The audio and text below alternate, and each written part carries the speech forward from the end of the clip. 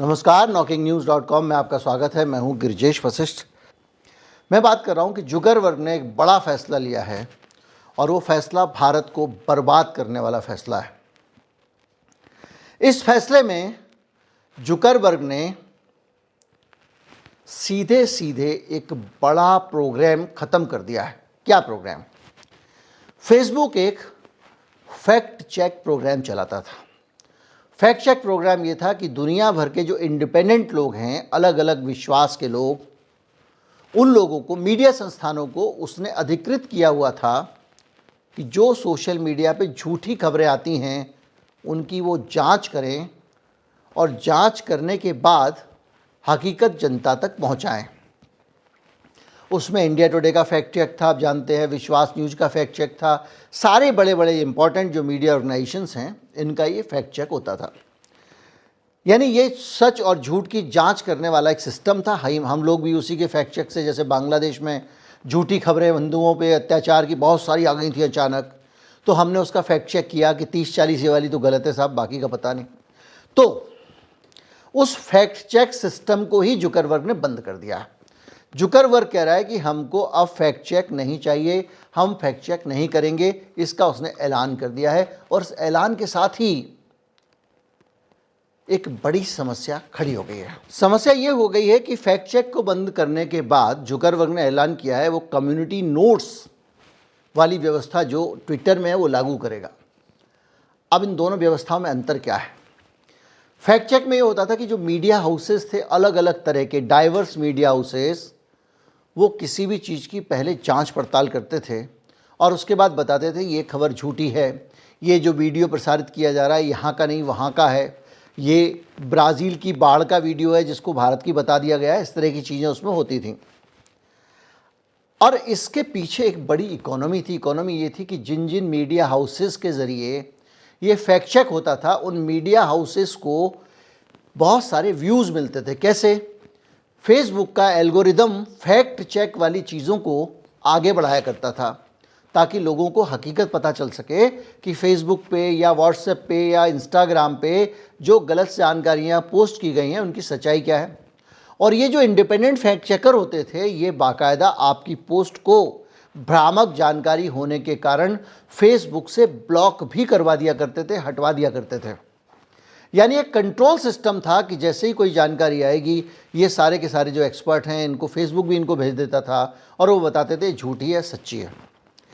ये fact checker जो थे, इनको इसके बदले मुनाफा होता था। मुनाफा ऐसे होता था कि इंडिया टुडे का जो फैक्ट चेक है, उस फैक्ट चेक को बहुत ज़्यादा स्पेस मिलेगा क्योंकि उसको ज़्यादा फेसबुक प्रमोट करेगा, क्योंकि फेसबुक उनके ऊपर ऐसा एल्गोरिदम रखता था जिससे इनको ज़्यादा से ज़्यादा लोग देखें।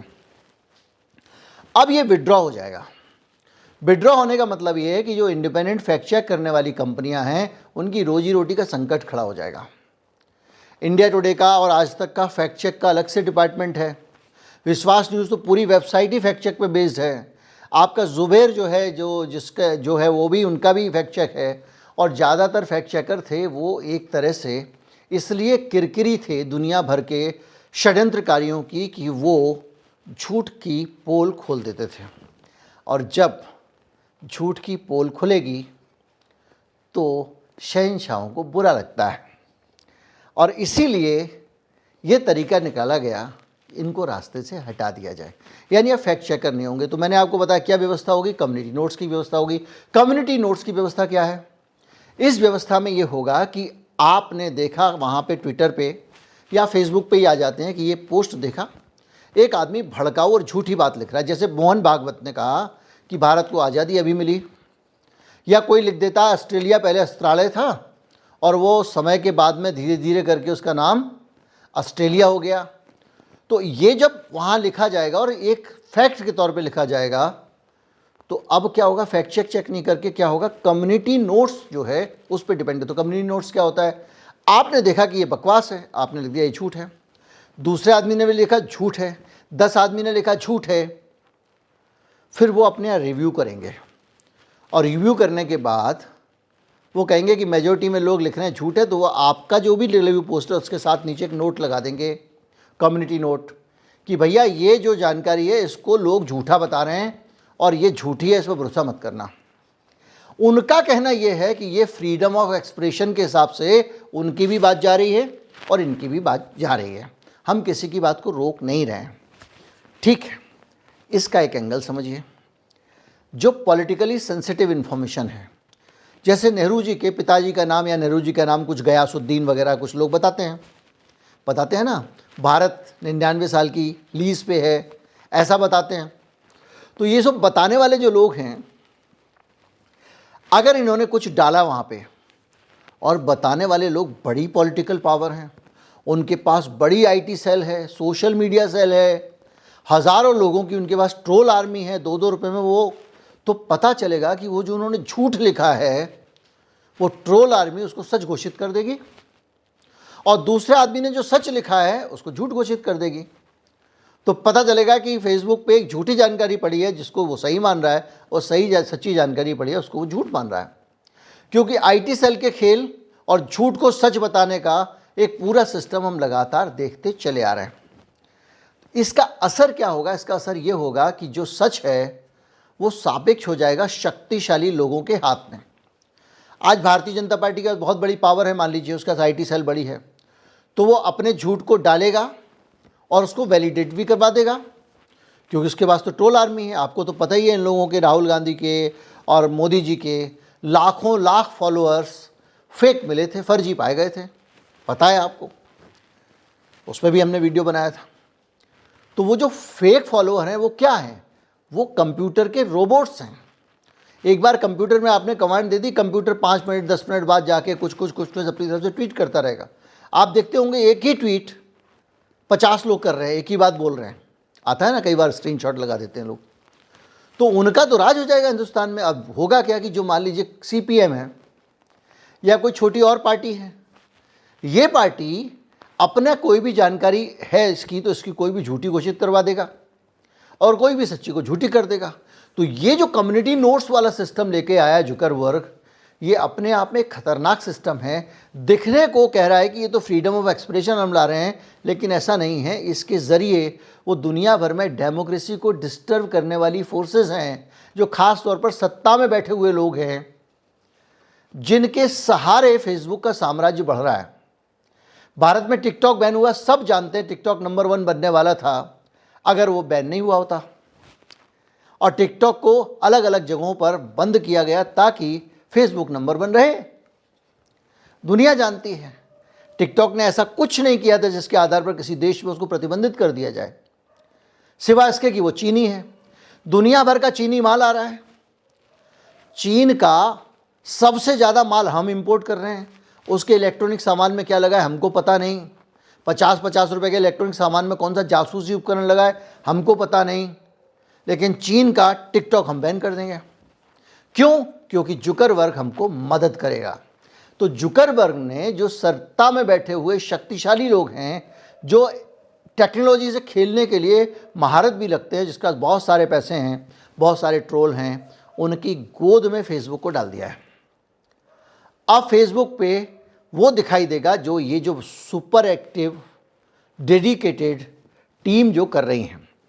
जुकरबर्ग का जो इतिहास है, वो इतिहास भी ऐसा है कि वो लगातार सरकारों को सपोर्ट करता रहा है।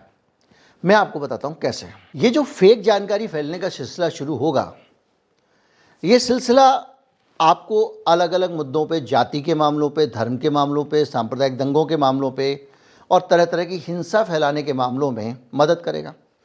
दंगे होते हैं, लोग फेक वीडियो रिलीज़ करते हैं, फैलाते हैं, और वो फेक वीडियो किसी एक कम्युनिटी को उकसाते हैं। मान लीजिए मुसलमान हैं, मुसलमानों के इलाके में एक वीडियो तेज़ी से सर्कुलेट होगा कि देखो कैसे बेरहमी से हिंदू हमको मार रहे हैं।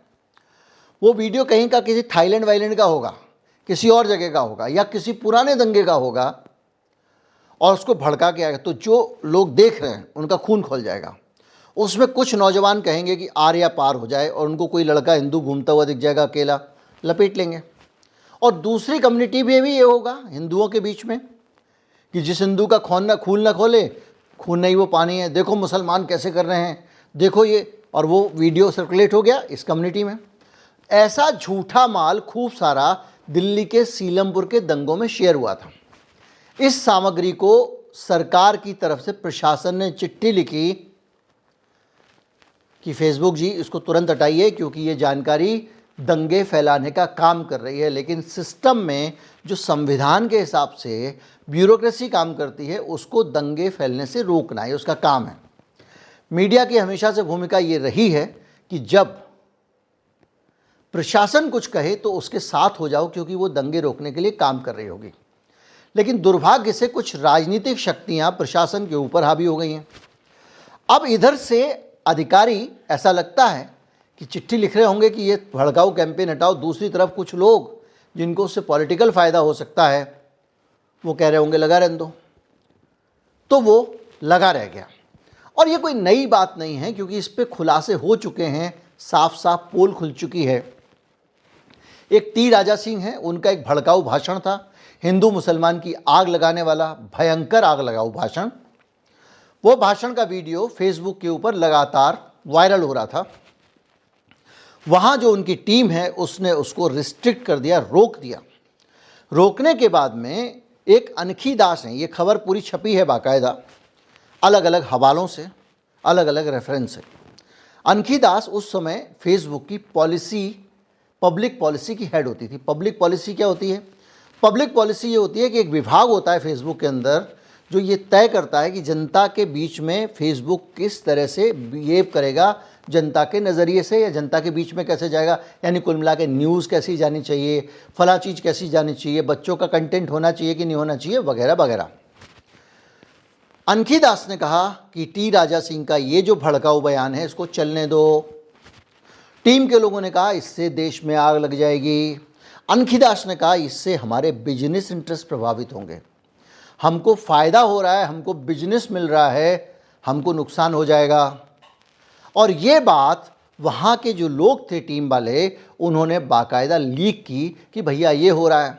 जब ज़्यादा विवाद बढ़ा तो अनखी दास को इस्तीफ़ा देना पड़ा।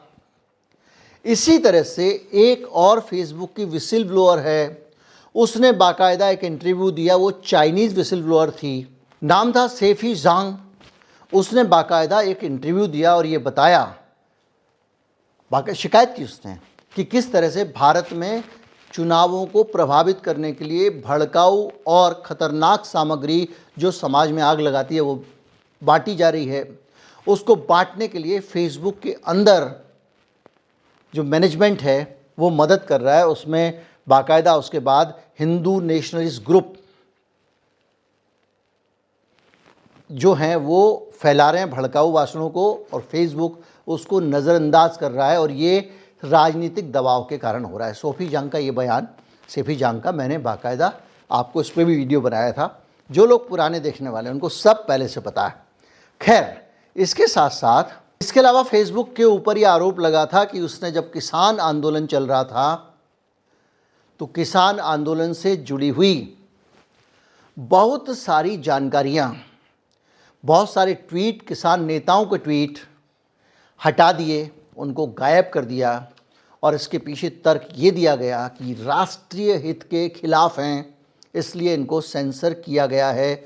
और इसके अलावा जो धर्म के नाम पे नफ़रत फैलाने वाले, किसान आंदोलन को खालिस्तानी कहने वाले कंटेंट थे, उनको बढ़ावा दिया गया। ये विवाद लगातार चलता रहा है। और तो और मणिपुर में सबसे ज़्यादा जो हिंसा फैली है उसके पीछे व्हाट्सएप शेयर का हाथ था। इंटरनेट बंद भी वहाँ पर इसीलिए किया गया था। दिक्कत यह है कि फेसबुक कह रहा है कि व्हाट्सएप जो है उसके अंदर से जो भी आप सर्कुलेट करो सब अलाउड है। सरकार कह रही है कि हमको व्हाट्सएप के मामले में जानकारी हमको दो, हमको आपका जो एनक्रिप्टेड सिस्टम ये होता है कि एक वीडियो मैंने आपको, एक संदेश आपको भेजा, उस पर मैंने कुछ भी लिखा है ABCD, तो जो ABCD लिखा है वो दुनिया की कोई ताकत नहीं पढ़ पाएगी। कैसे? एक 7 तालों की चाबी लगा दी है उस पर, 7 ताले लगा दिए। फेसबुक ने क्या किया, मेरे अंदर 7 ताले लगा दिए, मेरे मैसेज को 7 तालों में बंद कर दिया। अब वो 7 तालों के साथ ये हो गया एनक्रिप्शन और इसके साथ मैंने भेज दिया उसने उसको जिसको भेजना है।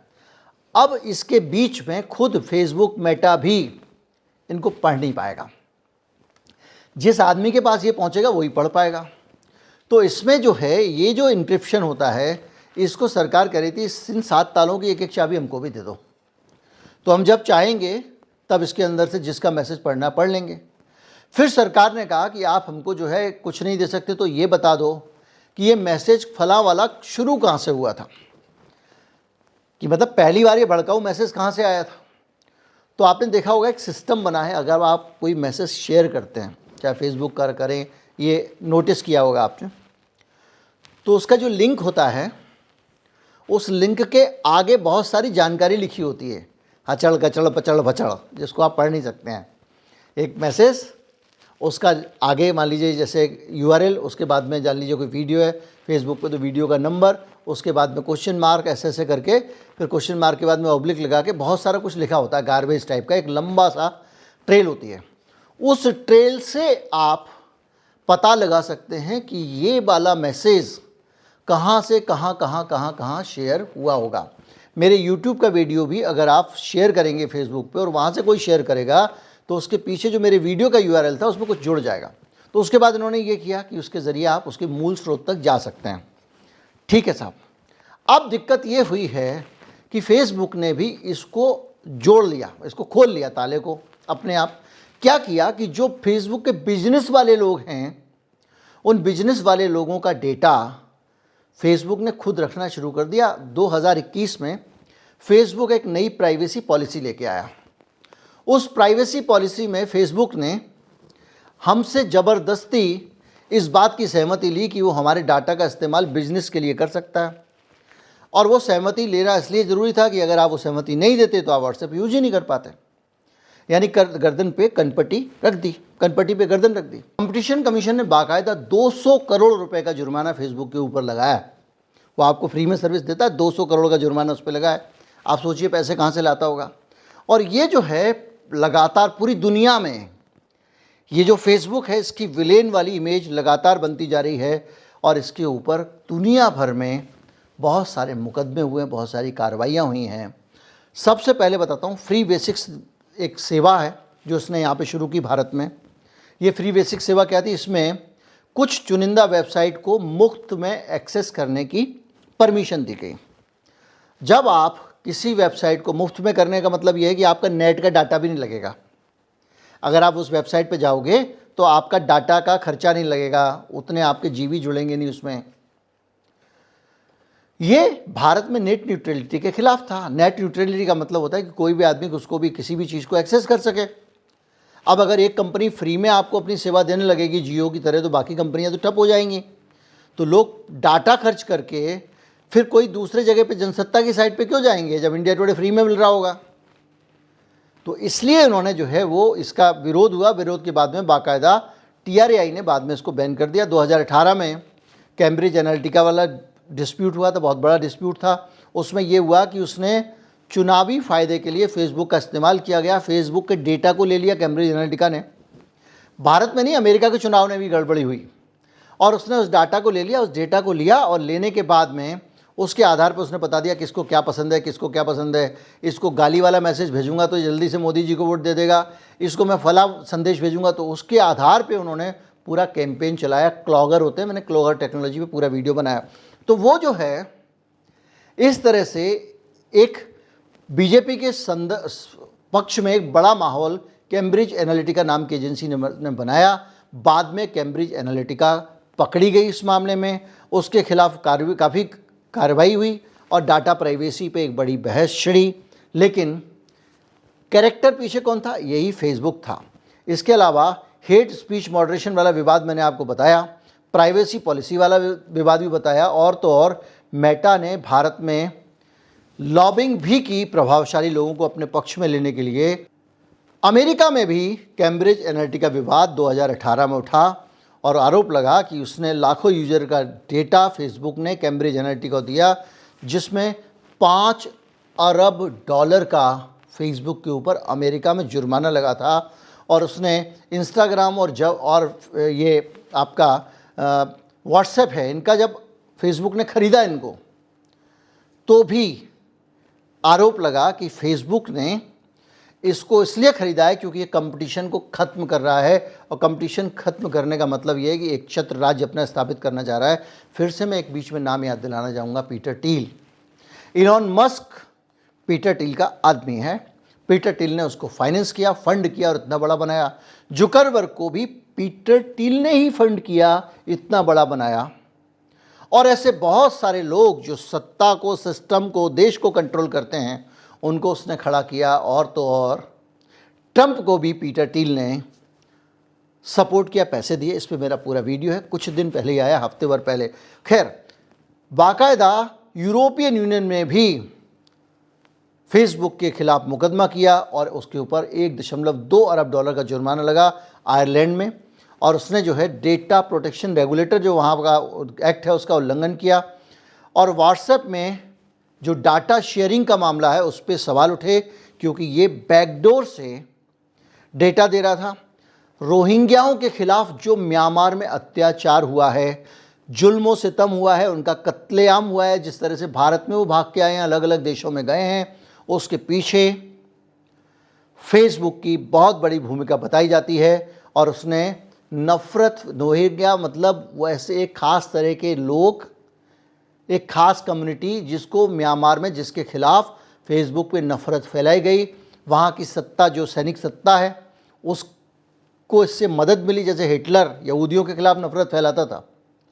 और उसमें फेसबुक ने वो जो नफ़रत फैलाने वाली सामग्री है उसको रोका नहीं, और ये सरकार से डील करके बैठ गई, जिसका नतीजा ये हुआ कि 150 अरब डॉलर का मुकदमा रोहिंग्याओं ने इसके ऊपर किया हुआ है। संयुक्त राष्ट्र ने मेटा की भूमिका पे इस मामले में सख्त कदम उठाया, उसकी आलोचना की।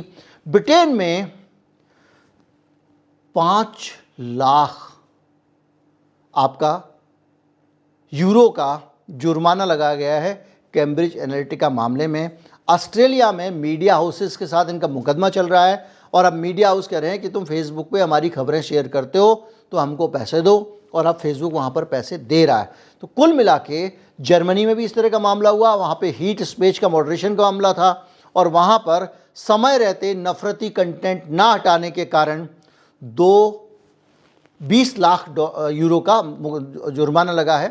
फ्रांस में भी मेटा पर कर चोरी का मुकदमा हुआ है। ब्राज़ील में फर्जी खबरें और गलत जानकारियों के जरिए वहाँ सत्ता पलट करने की कोशिश करने का आरोप भी लगा है। कुल मिला के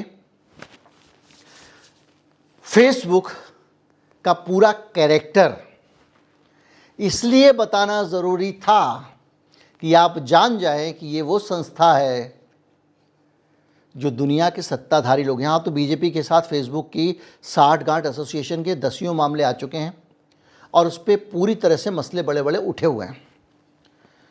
तो ये वो संस्था है जो दुनिया भर में डेमोक्रेसी से छेड़छाड़ करने और खेल करने के लिए मशहूर है।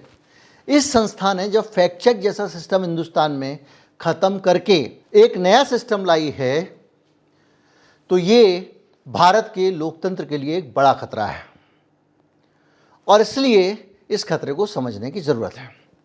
नमस्कार, जय हिंद।